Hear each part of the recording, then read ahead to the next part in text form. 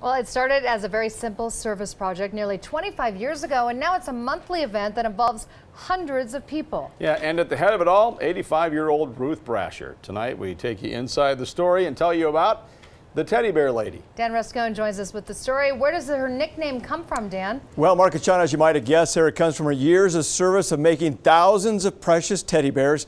But she's not just making them as a hobby. She is changing kids' lives with a teddy bear, one kid at a time. Most 85-year-olds would have a very hard time carrying this load, but not Ruth Brasher. Grew up on a dairy farm and we just learned to work. This is just a typical afternoon for Ruth, who is once again setting up her service project that has been running monthly for more than 20 years. You want to start with the legs. They're sewing up the backs and decorating them over there. Okay, and you want to get the legs really, really full. It all started when Ruth was asked to do a service project for her LDS ward. She agreed only if it wasn't just a one-time thing. We had to do something that extended long enough that we knew it had required some level of sacrifice. And you want to make sure you get it down to the toes. From that, the Teddy Bear Project was born to help comfort abused children. Once you hear the story of the kids, how can you not help? That's why we do it. Now she and dozens of others gather on the fourth Tuesday of every month to make hundreds of bears to send to the Utah County Children's Justice Center. So what they decided to do was to give the bears to the children after they'd finished their interviews and their physical exams and going through all the hard stuff they have to go through, because then it softens the experience. What used to be just a small group of women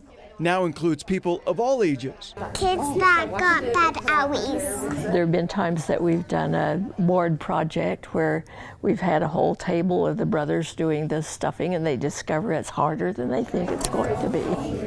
The volunteers put together anywhere from 60 to 90 teddy bears a month.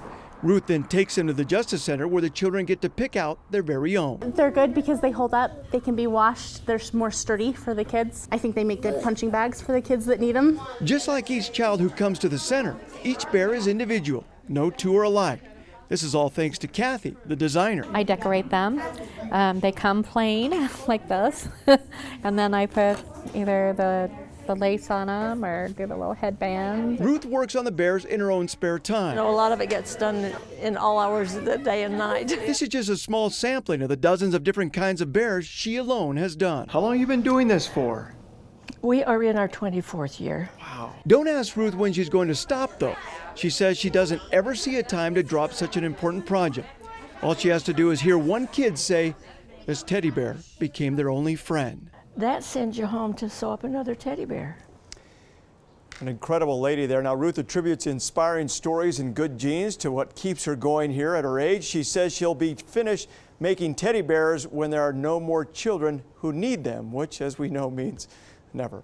Anyone is welcome to help out with a monthly teddy bear workshop.